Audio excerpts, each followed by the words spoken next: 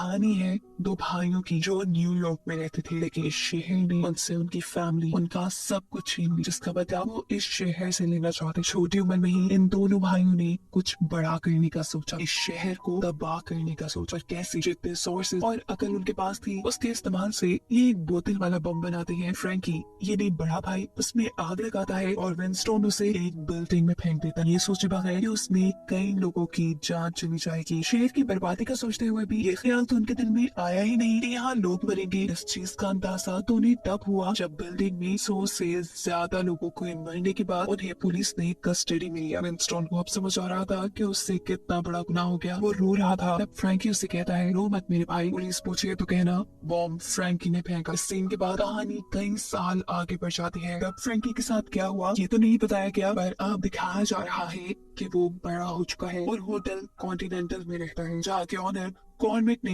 इन दोनों भाइयों को पाल पोस के बड़ा किया। विंस्टन इन्हें छोड़कर लंदन में जाकर रहने लगा। वो बहुत ज़हीन था और अपनी जहानत बेच के लंदन में बहुत पैसे कमा चुका था। इस वक्त भी वो एक लग्जरी होटल में लंदन के बड़े बड़े बिल्डर्स के दरमियान में बैठा अपना बिजनेस आइडिया बेच रहा था, जबकि दूसरी तरफ फ्रैंकी के इरादे आज खतरनाक थे। होटल कॉन्टिनेंटल के अंदर आज न्यू ईयर सेलिब्रेशन हो रही है। होटल कॉन्टिनेंटल के ठीक नीचे एक रेलवे ट्रैक है, जहाँ से सीढ़ी लगाकर छुपकर फ्रैंकी अपने साथी के साथ होटल के 3rd फ्लोर में आता है, जहाँ एक लॉकर रखा गया था और यहाँ से चोरी करने का प्लान फ्रैंकी सालों से बना रहा था। इस फ्लोर के बिल्कुल ऊपर न्यू ईयर पार्टी चल रही थी। यहाँ फ्रैंकी लॉकर को एक रस्सी से बांधकर रस्ते की दूसरी तरफ हुक लगाकर हुक को रेलवे लाइन में फेंक देता है। जैसे ही ट्रेन वहाँ से गुजरती है, वो हुक ट्रेन में फंस जाता है और फोर्स से लॉकर टूट जाता है। फ्रैंकी और उसका साथी लॉकर के अंदर चली जाती है। यहाँ बहुत पैसा रखा था, लेकिन फ्रैंकी एक भी पैसे को हाथ नहीं लगा था। फ्रैंकी तो यहाँ एक खुफिया बॉक्स चुराने आया था। इससे पहले कि फ्रैंकी वो बॉक्स उठा लेता, उसका साथी पीछे से उसी पे गन तान देता है,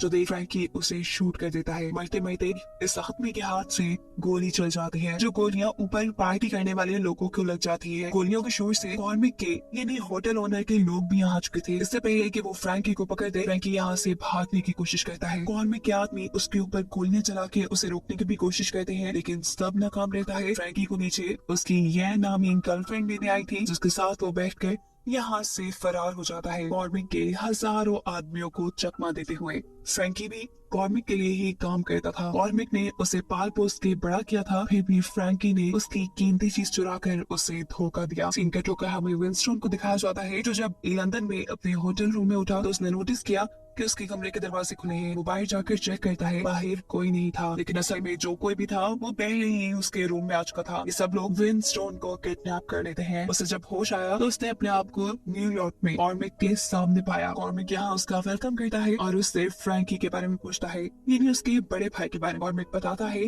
कि फ्रैंकी ने मेरी बहुत ही कीमती चीज चुरा ली है, लेकिन इस टाइम विंस्टन को फ्रैंकी के बारे में कोई खबर नहीं थी। उसकी बातों पर भरोसा करते हुए कॉर्मिक उसे छोड़ तो देता है, लेकिन अपने आदमियों को उस पर खास नजर रखने का काम दे देता है, क्योंकि वो जानता था कि अब विंस्टन फ्रैंकी के पास से जाएगा। विंस्टन और कॉर्मिक के अलावा भी कोई फ्रैंकी को ही ढूंढ रहा था, और ये थी एक लेडी पुलिस कैदी। फ्रैंकी को ढूंढने के लिए वो कुछ वेपन डीलर्स के ऊपर भी नजर रखती थी, क्योंकि फ्रैंकी पहले इनके साथ भी काम कर चुका था। ये वेपन डीलर्स जिसमें माइल्स और बहन भाई है और लेमी उनका दोस्त है, वो चाइना टाउन में अकेले ही अमेरिकन थे, इसीलिए चाइना टाउन के चाइनीज आए दिन उन्हें परेशान करके रखते थे। पेरिस के फौरन बाद दोबारा विंस्टन को हम देखते हैं, जो चार्ली के पास गया है। चार्ली एक लोकल गैंगस्टर है, साथ ही फ्रैंकी और विंस्टन का बचपन का दोस्त भी। वो विंस्टन से पूछता है, तुम यहाँ क्या कर रहे हो? तुम तो लंदन ही चले गए थे। जवाब में विंस्टन कहता है, अरे हाँ यार गया तो था, लेकिन फ्रैंकी ने दोबारा गड़बड़ कर दी है। उसने कॉर्मिक की कोई कीमती चीज चुरा ली है और उसके बदले में उसके आदमी मुझे उठाकर यहाँ ले आए और खुद फ्रैंकी गायब हो गया है। चार्ली तो क्या, चार्ली के आदमी भी नहीं जानते थे कि फ्रैंकी कहाँ होगा। पर यहाँ विंस्टन के लिए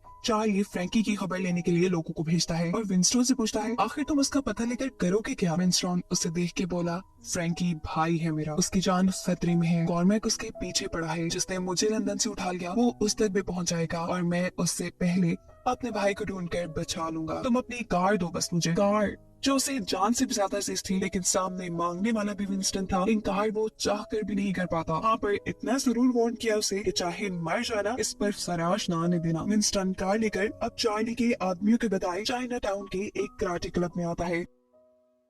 इंफॉर्मेशन के मुताबिक फ्रैंकी को बहुत मरतबा जैन नामी लड़की के साथ यहाँ देखा गया था। देखने में ये कराटे क्लब असल में वेपन डीलर्स का अड्डा था, जहाँ सबसे पहले उसे लो मिलती है। इधर उधर की बात करने के बाद जैसे ये पॉइंट पर आकर विंस्टन उससे फ्रैंकी के बारे में सवाल करता है तो नाम सुनते ही लो ऐसे गुस्से में आई जैसे फ्रैंकी उनकी भी चोरी करके गया हो। अचानक यहाँ चलने वाली गोली की आवाज पर विंस्टन को कुछ गड़बड़ी महसूस होती है। वो लू को गन पॉइंट पे लेकर अंदर चलने को कहता है। उसे लग रहा था कि फ्रैंकी अंदर खतरे में है, लेकिन अंदर का माहौल तो उसकी सोच से बिल्कुल अलग था। यहाँ पे वेपन डीलर माइल्स बड़े ही रिलैक्स अंदाज में अपना काम कर रहा था। विंस्टन के उससे फ्रैंकी के बारे में पूछने पर वो जवाब देता है, तुम क्या, हम तो खुद फ्रैंकी को ढूंढ रहे हैं। उसकी वजह से हमारा खूब नुकसान हुआ। हम उसके साथ एक खतरनाक गैंग से उसी के भरोसे डील करने जा रहे थे, पर वो एंड टाइम पर हमें धोखा देते हुए आया ही नहीं। वो खतरनाक गैंग हमसे सारे वेपन्स लूट कर ले गए और हमारा बहुत बड़ा नुकसान हुआ। विंस्टन को परेशान खड़ा देखकर माइल्स उसे कहता है कि तुम जितनी भी कोशिश कर लो, तुम क्या, कोई उसे नहीं ढूंढ पाएगा। याद रखना, फ्रैंकी वो बंदा है जिसे जब तक वो खुद न चाहे कोई नहीं ढूंढ सकता। विंस्टन कुछ सोचते हुए माइल्स से एक गन मांगता है। हैरानकुन तौर पे माइल्स उसे गन दे भी देता है। गन लेने के बाद वो यहाँ से चला गया, जिसके बाद अब सीन कट होकर हमें एक नए करैक्टर को दिखाया जा रहा है। ये मास्क लेडी भी फ्रैंकी को ही ढूंढ रही है उसके चुराए बॉक्स के लिए। इस टाइम उसने चोरी में फ्रैंकी के साथी को बंदी बनाया हुआ था, जो उस दिन फ्रैंकी के हमले से बच गया था। मास्क लेडी उसे टॉर्चर करवाकर फ्रैंकी और उस बॉक्स का पूछ रही थी, लेकिन इसे तो क्या, शहर में किसी को फ्रैंकी का कुछ पता नहीं था। विंस्टन भी शहर की हर गली में फ्रैंकी को ढूंढ रहा था। तभी उसे अचानक दीवार पे लगी फिल्म के पोस्टर से कुछ याद आया। वो अपनी कार को तेजी से घुमाते हुए एक पुराने सिनेमा में जाता है, जहाँ उसे अकेला बैठा फ्रैंकी नजर आ जाता है। वो मूवी देख रहा था। वहाँ जाने में पता चला कि ये तो एक स्टैचू है जो पीछे से बिल्कुल फ्रैंकी जैसा था। अचानक एक रस्सी का फंदा उसके गले में गिरता है और उसे ऊपर की तरफ खींच लेता है। अभी तो उसके होशियारी से रखी हुए गर्दन और रस्सी के दरमियान हाथों ने उसकी जान बचा ली थी। रस्सी के दूसरे पोल से लटकी येन थी और उसी ने ये ट्रैप लगाया था। ऊपर से ये सब कुछ फ्रैंकी भी देख चुका था, जिसको बचाने के लिए येन ने ये ट्रैप्स लगाए थे। इससे पहले कि येन विंस्टन को मार देती, फ्रैंकी उसे रोक कर नीचे आता है और उससे पूछता है, तुम यहाँ क्या कर रहे हो? विंस्टन जवाब में बोलता है, तुम्हारे गुनाहों की सजा, तुमने वो बॉक्स चुरा कर गलती कर दी है। तुम तक पहुँचने के लिए कॉर्मेक ने मुझे लंदन से किडनैप करवा लिया। मैं जानता हूँ वो जल्दी तुम तक भी पहुँच जाएगा। मैं तुम्हारी मदद के लिए यहाँ आया हूँ, क्योंकि मुझे ये भी पता है फ्रैंकी, तुम्हारे पास कोई प्लान नहीं है। वो उसे ऊपर ले जाकर वो बॉक्स दिखाता है जो वो कॉर्मेक का चुरा लाया था। इसके अंदर पैसे नहीं थे, बल्कि एक कॉइन प्रेस थी। विंस्टन उससे पूछता है, क्या आखिर तुमने कॉर्मेक की चोरी क्यों की? अरे ये कॉर्मेक की नहीं है, कॉर्मेक जिसके लिए काम करता है ये उसका है। ये जवाब देकर फ्रैंकी ये साबित करना चाहता था कि वो अपने बाप जैसे कॉर्मेक को धोखा नहीं दे रहा। इस टाइम पर विंस्टन से कहता है, फ्रैंकी प्लीज छोड़ो इन सभी घटिया लड़ाइयों को, मेरे साथ चलो, मेरे पास बहुत पैसा है, तुम्हारी हर ख्वाहिश मैं पूरी करूंगा। उनकी इन्हीं बातों के दौरान कॉर्मेक के जो आदमी विंस्टन की गाड़ी के ऊपर नजर रखे हुए थे वो भी पहुंच जाते हैं, और इससे पहले कि वो इन्हें ढूंढ कर इनके ऊपर हमला करते, ये लोग खामोशी से वो कॉइन प्रेस लेकर यहाँ से निकल जाते हैं। रास्ते में येन विंस्टन पर बहुत ज्यादा गुस्सा थी, क्योंकि उसे लग रहा था कि ये सारी मुसीबत उसकी वजह से आई है। ये लोग अब चार्ली के पास जा रहे थे, क्योंकि ये लोग ये बात जानते थे कि चार्ली के अलावा कोई भी इनकी मदद नहीं करने वाला था। चार्ली के पास पहुंचते ही चार्ली इनसे मिलने से पहले अपनी कार को संभालता है, बाद में इनका वेलकम करता है। दूसरी तरफ जब ये बात कॉर्मेक को पता चलती है कि इस मर्तबा भी उसके आदमियों से फ्रैंकी बचकर भाग गया, तो अब वो गुस्से में अपने सेक्रेटरी को 2 शार्प शूटर बहन भाइयों को हायर करने का ऑर्डर दे देता है। यहाँ पर विंस्टन और फ्रैंकी दोनों बहस कर रहे थे। फ्रैंकी नहीं चाहता था कि उसका भाई दोबारा इस अजीबोगरीब दुनिया में आए, जहाँ पर बस क्राइम्स ही क्राइम्स है। पता चलता है कि चार्ली ने इन्हें जहाँ रखा हुआ था, इनकी लोकेशन के बारे में चार्ली का ही एक आदमी कॉर्मेक को खबर कर देता है। कॉर्मेक उसे कहता है किसी भी हाल में उन्हें यहाँ से भागने ना देना। लेकिन फ्रैंकी और विंस्टन 2 कार में बैठ चुके थे, वो सिर्फ येन का ही इंतजार कर रहे थे। वो उनकी गाड़ी के सामने आकर उन्हें रोकने की कोशिश करता है, लेकिन सही वक्त पर येन यहाँ आकर इस आदमी को मार डालती है। इतने में यहाँ पर कॉर्मेक के लोग भी आ चुके थे, और इससे पहले कि फ्रैंकी और विंस्टन उनके हाथ लगते, ये लोग भागते हुए यहाँ से एक बिल्डिंग की तरफ निकल जाते हैं। जल्दी जल्दी ये लोग बिल्डिंग की छत पे चढ़ रहे थे, क्योंकि यहाँ से एक हेलीकॉप्टर इन्हें पिक करने वाला था, जिसका इंतजाम चार्ली ने किया था। बिल्डिंग के अंदर कॉर्मेक के लोग भी इनका पीछा करते हैं, और यहाँ इनके दरमियान में एक फाइट दिखाई जाती है। फ्रैंकी अपनी ताकत से किसी को अपने से जीतने नहीं देता, और साथ ही यहाँ पर फायरिंग भी होती है। लेकिन जैसे तैसे बचते बचाते ये लोग आखिर हेलीकॉप्टर तक पहुंच ही जाते हैं, लेकिन वो नहीं जानते थे कि उनके यहाँ आने की खबर कॉर्मिक को पहले से थी और उसने यही दूसरी बिल्डिंग पे शार्प शूटर्स उनको मारने के लिए बुलाए थे। शार्प शूटर उनके हेलीकॉप्टर के ऊपर हमला करते हैं। एक गोली यैन को छूकर निकल जाती है और दूसरी पायलट को लगती है। जख्मी पायलट इन लोगों की जान बचाने के लिए जैसे तैसे हेलीकॉप्टर उड़ा देता है। फाइनली अब ये लोग आजाद थे, ये लोग कहीं भी जा सकते थे, लेकिन हेलीकॉप्टर में फ्रैंकी इन दोनों से कहता है कि नहीं, ये सब खत्म नहीं हुआ। कॉर्मिक मुझे पूरी दुनिया में कहीं से भी ढूंढ लेगा, जैसे उसने तुम्हें लंदन से ढूंढ निकाला, और ये सब खत्म मुझे ही करना होगा। ये कहते ही वो बॉक्स लेकर हेलीकॉप्टर से जंप कर देता है। जंप उसने उसी बिल्डिंग पे की थी जहाँ से उनके हेलीकॉप्टर ने फ्लाई किया था, और दूर खड़ी शार्प शूटर यहाँ बिना वक्त जाया किए उसे शूट कर देती है। विंस्टन हेलीकॉप्टर से ये सब कुछ देख रहा था। उसे अब अपने भाई के मरने का गम सताने लगा था और उसके अंदर बदले की आग जल गई थी। यहाँ दिखाया जाता है कि कॉर्मिक को वो बॉक्स मिल गया जिसके वो पीछे पड़ा हुआ था, लेकिन बॉक्स के अंदर उसे कॉइन प्रेस के बजाय एक स्टैचू मिलता है, और ये देख वो बुरी तरह गुस्से में आ चुका था। पता चलता है कि विंस्टन भी ये शहर छोड़कर नहीं गया, वो अब वेपन डीलर्स के कराटे क्लब आ चुका था, और वो इनसे कहता है कि मुझे वेपन्स चाहिए, बहुत सारे वेपन्स। माइल्स उन्हें अपने पास रख लेते हैं। यैन का यही इलाज शुरू हो जाता है, जबकि विंस्टन फ्रैंकी की आखिरी रस्में पूरी करता है। यहीं पर माइल विंस्टन से पूछता है कि कॉर्मैक को जो बॉक्स मिला वो खाली था, क्या ये बात सच है? और अगर ये बात सच है तो वो हमारे पीछे जरूर आएगा। विंस्टन इन सबसे मिलकर कॉर्मैक को मारने की बात करता है, लेकिन माइल्स उसे समझाता है कि वो कोई आम आदमी नहीं जिसे हम मार के खामोश हो जाए। तब विंस्टन जवाब में उसे समझाता है, देखो उन्हें लग रहा है कि वो प्रेस हमारे पास है, ऐसे में वो हमें ही मारने आएंगे। इससे बेहतर यही है कि पहले हम हमला करके उन्हें मार दें, फिर उसके पास जो कुछ भी होगा वो सब हमारा होगा। हम होटल छीन लेंगे और वो सब मिलकर चलाएंगे। वो इन सबसे कहता है कि मैं कॉर्मिक की हर चाल को जानता हूँ, क्योंकि बचपन से ही उसने हमें पाल पोस के बड़ा किया है। यहाँ लेडी पुलिस केडी को भी कोई खबर देता है कि फ्रैंकी मारा गया, जिसे चेक करने के लिए जब वो मुर्दा घर आती है तो वहाँ उसे फ्रैंकी की लाश नहीं मिलती, क्योंकि उसे तो विंस्टन जला चुका था। इसके बाद वो यहाँ के लोगों से विंस्टन का पता ले लेती है, जबकि दूसरी तरफ हमें मास्क लेडी को दिखाया जाता है जो कॉर्मैक से मिलने आई है। वो कॉर्मैक को धमकी दे रही थी कि अगर 3 दिन में तुम वो कॉइन प्रेस ना ढूंढ पाए तो तुम्हारी जगह हाई टेबल पे कोई और होगा। दूसरी तरफ विंस्टन और वो वेपन डीलर्स यानी माइल्स और उसके साथ ही सभी अपनी ट्रेनिंग्स में लग चुके थे, क्योंकि वो चाहते थे कि कॉर्मिक की आर्मी बड़ी है, उससे लड़ने के लिए इन्हें ट्रेनिंग तो चाहिए होगी। यहाँ पर विंस्टन इन लोगों को एक ऐसे किलर के बारे में बताता है जो पहले कॉन्टिनेंटल होटल में ही काम करता था, लेकिन अब वो रिटायर हो चुका था। विंस्टन उसे अपनी टीम में शामिल करना चाहता था क्योंकि वो बहुत ही अच्छा स्नाइपर था। विंस्टन की बातें सुनने के बाद ये आदमी उसके साथ जाने को नहीं मान रहा था, क्योंकि कॉर्मिक को मारना कोई आम बात नहीं थी। लेकिन यहाँ विंस्टन अपनी बातों का जादू इस्तेमाल करते हुए आखिर उसे अपने साथ शामिल होने के लिए मना ही लेता है। इसके बाद विंस्टन किसी औरत से मिलने के लिए जाता है, जिसके पेरिस में जाते ही बहुत से लोग उसे मारने वाले थे, लेकिन वो औरत रोक देती है। इस औरत को विंस्टन का नाम पता था। उससे पूछती है कि तुम यहाँ क्या लेने आए हो? विंस्टन से कहता है, मेरे पास बहुत पैसा है, आप जितना चाहे मांगे, लेकिन इस वक्त मुझे आपकी आर्मी की जरूरत है। जवाब में औरत कहती है, पैसा तो मेरे पास भी बहुत है, लेकिन मैं पैसे के लिए नहीं, इमोशंस के लिए लोगों की मदद करती हूँ। बताओ तुम्हारी स्टोरी क्या है? विंस्टन की स्टोरी में इस्लामी इस औरत का दिल छू लेती है और ऐसे ये उसकी मदद को तैयार हो जाती है, अपनी आर्मी देने को तैयार हो जाती है, जो आर्मी उनका कॉर्मैक को मारने वाले मिशन में साथ देगी। इतनी देर में यहाँ पर कॉर्मैक के आदमी भी पहुंच चुके थे विंस्टन का पीछा करते हुए, लेकिन 3 सेकंड से भी कम के टाइम में इस्लामी इस लेडी की आर्मी उन सबको खत्म कर देती है। इसके बाद विंस्टन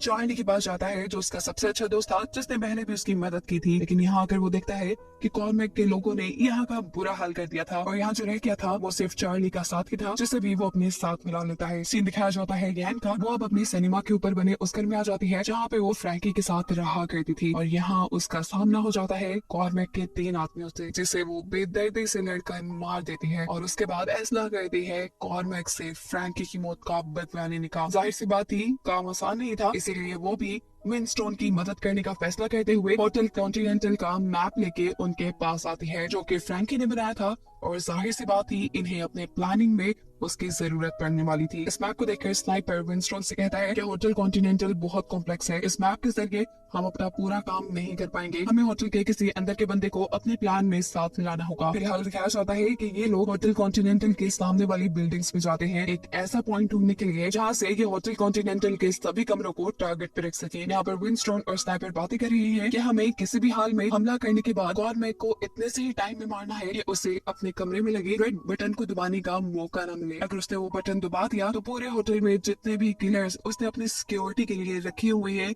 वो सब के सब एक्टिव हो जाएंगे।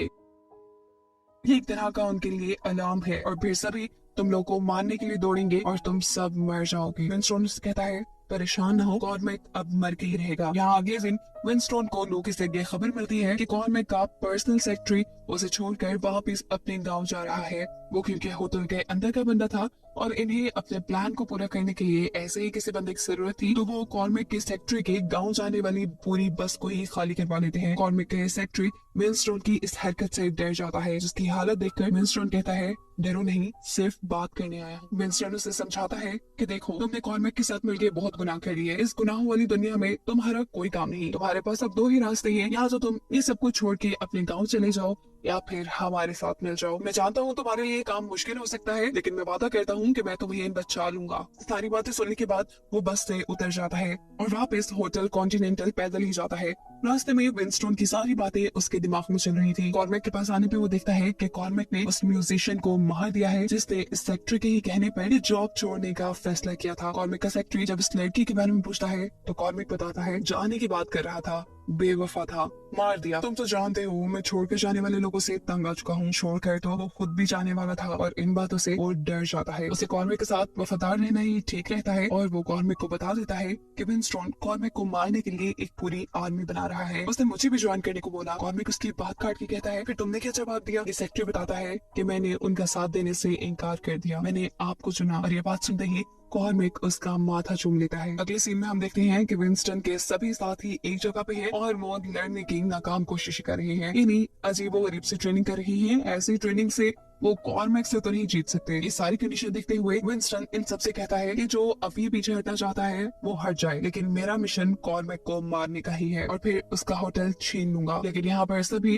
विंस्टन का साथ देने का फैसला करते हैं। हम देखते हैं कि उनके इस अड्डे तक लेडी पुलिस केडी भी पहुंच चुकी है। विंस्टन का पूछते पूछते वो जब लू से विंस्टन के बारे में पूछती है तो लू साफ झूठ बोल देती है। विंस्टन ऐसा तो नाम मैंने कभी नहीं सुना। केडी कहती है झूठ नहीं बोलो, मैं जानती हूँ तुम्हें क्या पता है और क्या नहीं। मेरा कार्ड रखो, अगर इरादा बने कुछ बताने का तो बता देना। दूसरी तरफ वो बुढ़ा स्नाइपर जो विंस्टन का साथ दे रहा था वो मैकेनिक बन के एक औरत के घर जाता है जो होटल कॉन्टिनेंटल के बिल्कुल सामने था। इस घर की विंडो से होटल कॉन्टिनेंटल के सभी कमरे टारगेट में आ रहे थे। उसे यकीन हो जाता है कि वो अपना काम यही पूरा कर पाएगा। अपना मिशन पूरा करने के लिए ये उनके लिए बेस्ट जगह थी। सीन कट होकर दिखाया जाता है कि कॉर्मेक का सेक्रेटरी शार्प शूटर बहन भाइयों को लेकर उसी बस के पास आया है जिस बस को हाईजैक करके विंस्टन ने उससे बात की थी। वो इस बस वाले से पूछते हैं बताओ तुमने विंस्टन को कहाँ उतारा? ये ड्राइवर कहता रह जाता है कि मैंने उन्हें रोड साइड पे उतार दिया, मुझे नहीं पता उनके ठिकाने का। और ये जवाब सुनते ही शार्प शूटर उसे बेदर्दी से मार देते हैं। असल में ये लोग विंस्टन को ढूंढकर मारना चाह रहे हैं, वो भी कॉर्मेक के कहने पे। विंस्टन काफी परेशानी में था क्योंकि उसका प्लान पूरा करने के दिन करीब आते जा रहे थे।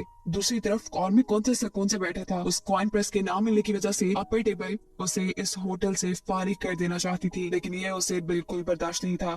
इस टाइम विंस्टन जिसने होटल कॉन्टिनेंटल में ही एक रूम ले लिया था, शार्प शूटर यहाँ आकर रिसेप्शनिस्ट को गन पॉइंट पर रखकर उसका रूम नंबर पूछते हैं। दिखाया जाता है कि विंस्टन तो होटल से बाहर जा रहा था जबकि केटी भी उसका पता करते करते यहाँ आ चुकी थी। केटी उसे पहली मर्तबा देख रही थी इसलिए उसने पहचाना तो नहीं, लेकिन चाल से उसे ये विंस्टन ही लगा। उसका नाम लेने पे वो रुक भी गया। उसकी हरकत से केटी को कंफर्म हो गया था कि वो विंस्टन है, इसलिए वो उसे गन पॉइंट पे ले लेती है। विंस्टन जो सारी सिचुएशन समझने की कोशिश में था, पीछे से कॉर्मेक के भेजे हुए शार्प शूटर भी यहाँ पर फायरिंग करने लग जाते हैं। केटी पीछे मुड़कर पहले उस शार्प शूटर को ही मार देती है और उस शार्प शूटर की एक गोली केडी के बीच चेहरे को छूकर गुजर जाती है, जबकि उस शार्प शूटर की बहन विंस्टन को पकड़कर कॉर्मेक के पास ले जाती है। यहाँ पर लेडी पुलिस केडी का साथ ही आता है, यानी एक और पुलिस वाला, और उसे होश दिलाता है। वो यहाँ मरे हुए शार्प शूटर की तलाशी लेती है तो उसे उसकी जेब से एक गोल्ड कॉइन मिलता है। पुलिस वाला केडी से कहता है इसे छोड़ दो, ये होटल कॉन्टिनेंटल में मौजूद किलर्स की आईडी है। और अब केडी इस कॉइन को अपने पास रख लेती है। दूसरी तरफ दिखाया जाता है कि लू अपने साथियों के पास आकर सबको बताती है कि विंस्टन को कॉर्मेक के लोग पकड़ के उसके पास ले गए हैं।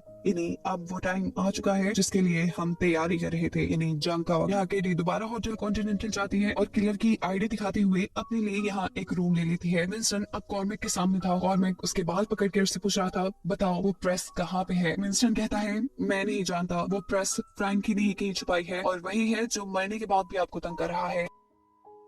उसकी बातें सुनकर कॉर्मेक को गुस्सा आ चुका था। वो अपने आदमियों को विंस्टन को यहाँ बिल्डिंग से नीचे गिराने के ऑर्डर दे देते हैं। ठीक इसी वक्त हम सामने वाली बिल्डिंग में विंस्टन के स्नाइपर साथी को देखते हैं जो विंस्टन को बिल्डिंग से गिराने वाले आदमियों को धड़ाधड़ शूट करके मार देता है। इससे पहले कि वो कॉर्मेक को शूट करता, कॉर्मेक नीचे लेटते हुए नीचे की तरफ मुड़ता है और जल्दी से अपने टेबल की तरफ जाकर रेड बटन दबाने की कोशिश करता है, जिसका मतलब था कि वो खतरे में है और सभी किलर्स अलर्ट हो जाएं। लेकिन रेड बटन को दबाने पर यहाँ कुछ नहीं होता। उसकी गन भी टेबल के नीचे नहीं थी, जो कि अब उसके सेक्रेटरी के हाथ में थी। ये देखकर कॉर्मेक गुस्सा हो जाता है और उससे कहता है कि तुमने मुझे धोखा दिया। उसका सेक्रेटरी से आर्मर रूम की चाबी मांगता है और कॉर्मेक कहता है हिम्मत है तो लेके दिखाओ। विंस्टन अब उससे कह रहा था कि शूट करो इसे, लेकिन उसका सेक्रेटरी उसे शूट नहीं कर पाता क्योंकि वो इतने साल उसका वफादार रहा था। और इस चीज का फायदा उठाते हुए कॉर्मेक यहाँ से बाहर जाकर यहाँ का दरवाजा बंद कर देता है, यानी इन दोनों को इसी कमरे में बंद कर देता है। वो अब गुस्से से पागल हो रहा था और चलते हुए बड़बड़ा रहा था, देखना मैं तुम्हारा क्या हासिल करूंगा, तुम्हें इतनी बुरी मौत दूंगा कि तुम अपने पैदा होने पर पछताओगे। इसी दौरान हम देखते हैं कि माइल्स और उसके सभी साथी होटल में अलग-अलग जगहों से एंट्री करते हैं, जबकि यह होटल की रिसेप्शनिस्ट को गन पॉइंट पर ले लेती है और सबसे पहले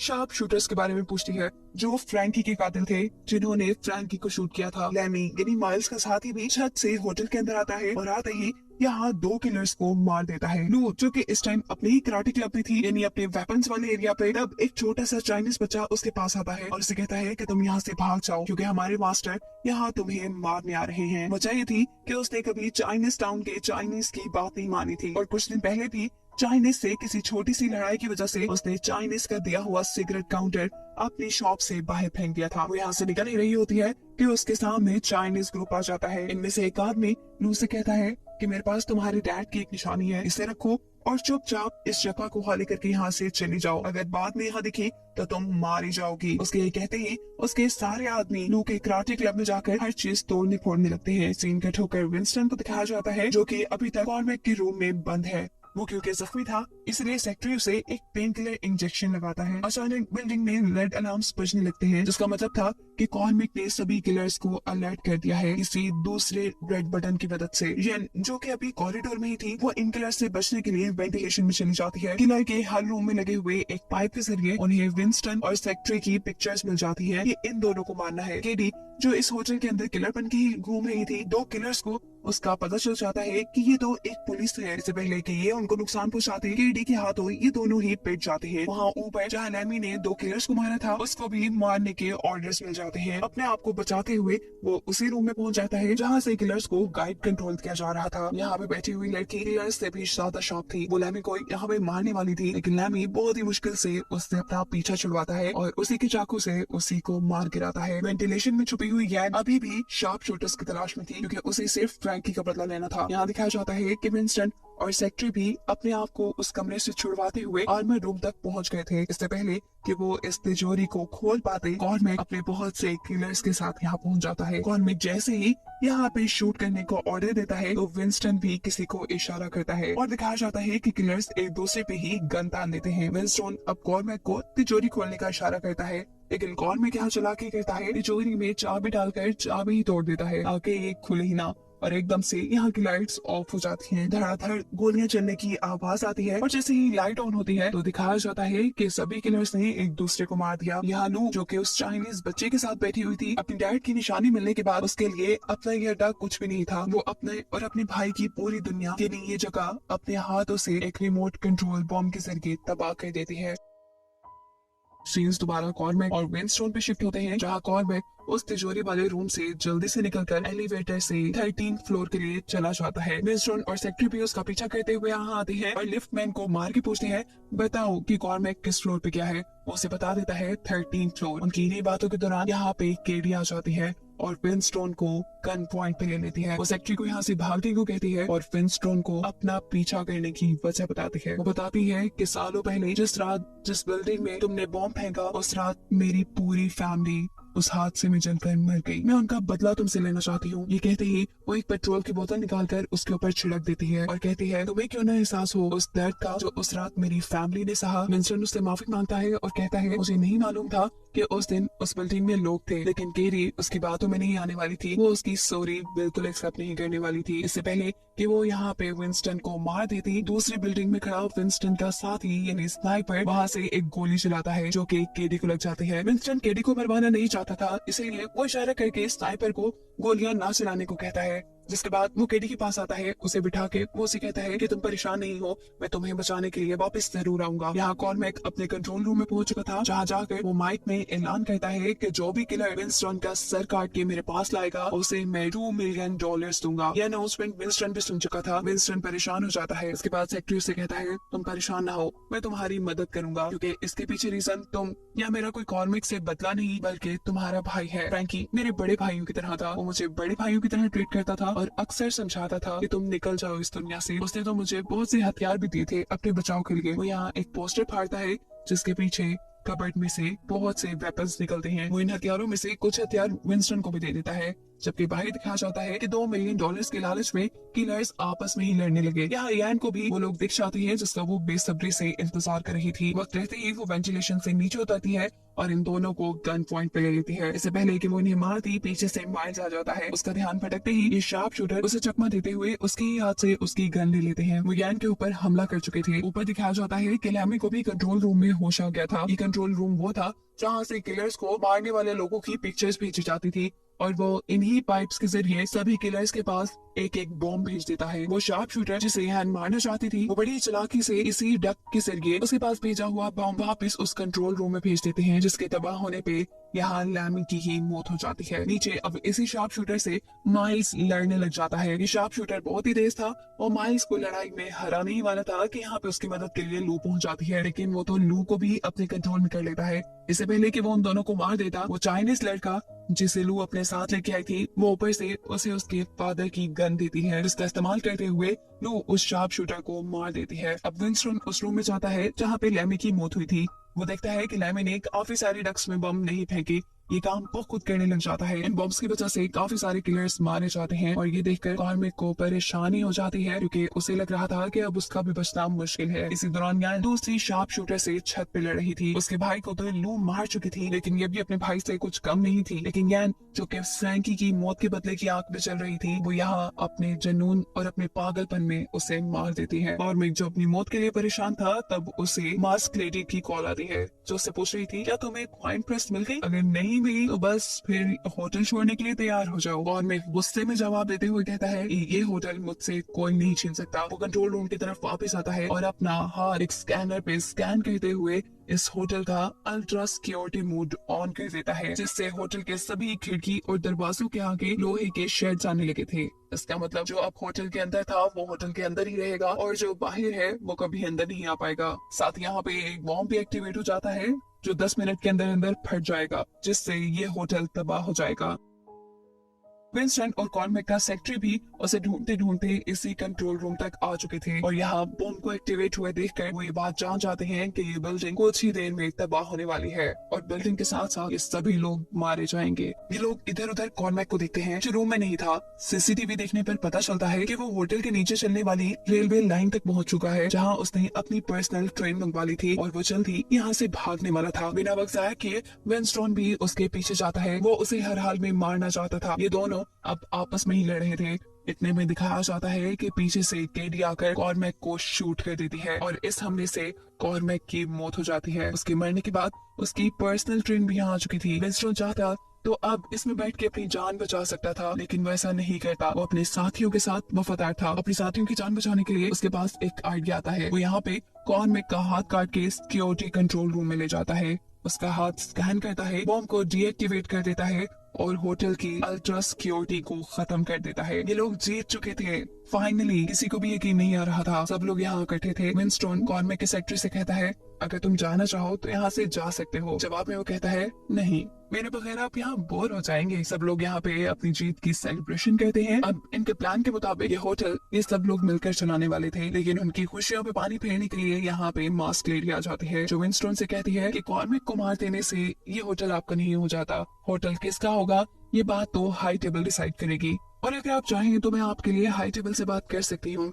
विंस्टन बच्चा थोड़ी था, वो जानता था कि ये लेडी खुद भी ये होटल हासिल करना चाहती है। वो उस लेडी से कहता है नहीं, इसकी जरूरत नहीं, मैं खुद हाई टेबल से बात कर लूंगा, फिलहाल आप अपनी फिक्र करें। अब मास्क लेडी उसे कहती है कि तुम हाई टेबल से बात नहीं कर सकती, बस मैं उनसे बात कर सकती हूँ। ये सुनते ही विंस्टन उसे गोली मार देता है और कहता है अब मैं भी उनसे बात कर सकता हूँ। इस सारी कहानी के अंदर अब ट्विस्ट ये आता है कि जिस प्रेस के पीछे ये सारी लड़ाई शुरू हुई थी वो प्रेस असल में विंस्टन के ही पास थी। विंस्टन पहले से ही इस होटल को पाना चाहता था और वो ये बात जानता था कि अगर उसे ये होटल चाहिए तो उसे ये कॉइन प्रेस आई टेबल को देनी होगी। वो ये भी जानता था कि इस होटल को लेने के लिए कभी भी लड़ाई हो सकती है, इसीलिए उसे इसी कॉइन प्रेस का इस्तेमाल करते हुए यहाँ बहुत से कॉइन्स बनाए जो कि इस होटल के किलर्स की आईडी थी। उसने ये कॉइन मेस की आर्मी के लोगों को दिए जो पहले ही कॉन्टिनेंटल होटल के अंदर आकर रहने लगे थे। ये वही निकली किलर्स थे जिन्होंने होटल रूम के अंदर कॉर्मेक के लोगों को मारा था, जिन आदमियों ने ही असल में विंस्टन का इस जंग जीतने में साथ दिया था, जिसके बाद आखिरकार ये होटल विंस्टन का